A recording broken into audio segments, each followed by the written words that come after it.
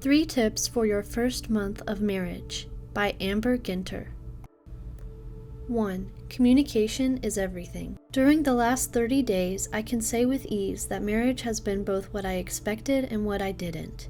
Although I'm sure scholars will argue I'm wading honeymoon phase waters, I'd like to think that after 5 years of dating, Ben and I aren't crazy surprised by the challenges that have come our way. By emphasizing the value of communication, both my husband and I know that our problems will have a significantly higher probability of being resolved.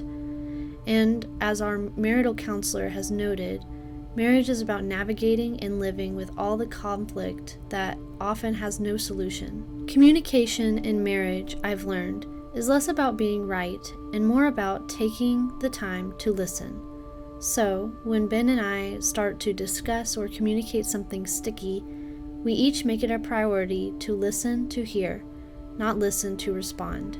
Proverbs 18:13 supports this point well, noting it's shameful to speak without really hearing first.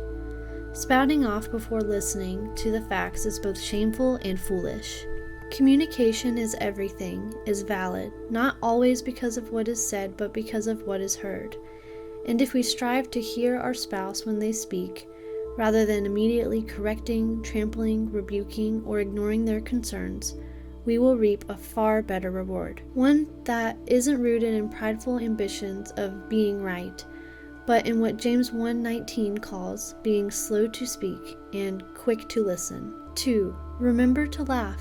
As work-driven individuals, both Ben and I have struggled in different ways to lighten up, Lucy, a phrase my mom used to tell me as a teenager, and quite frankly still uses often. Psalm 127:2 always convicts me of this. It is useless for you to work so hard from early morning until late at night, anxiously working for food to eat, for God gives rest to his loved ones.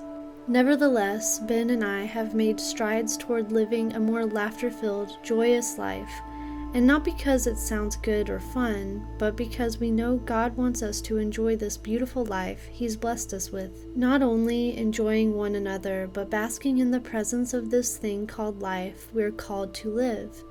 Laughter is good medicine for the soul, and while it won't cure everything, it might just bring what you need to your marriage. Proverbs 17:22. A cheerful heart is good medicine, but a broken spirit saps a person's strength. 3. Pray through the struggles. As Christians, we're told to never stop praying. This doesn't end when we enter into a covenant called marriage. And it certainly doesn't end when things like sickness and mental health come knocking on our doors. Just a day after Ben and I got married, we got a taste of what it means to pray through the struggle. Through sickness and in health, Ben helped me through chronic pain and anxiety, and I helped him through OCD spurts and questions. It wasn't always pretty, but it was certainly always prayerful. If I'm sure of anything from the past month, it's that marriage doesn't solve all our problems or take away our pain. In some ways, it exasperates it when we learn to hold not only our sufferings, but also our spouses. But that also means we get to share in and hold their joys. I still know relatively little about marriage. After all, I'm a married woman of almost 30 days, but I'm learning, growing, and praying through the process. And I hope you'll join me. Agape, Amber.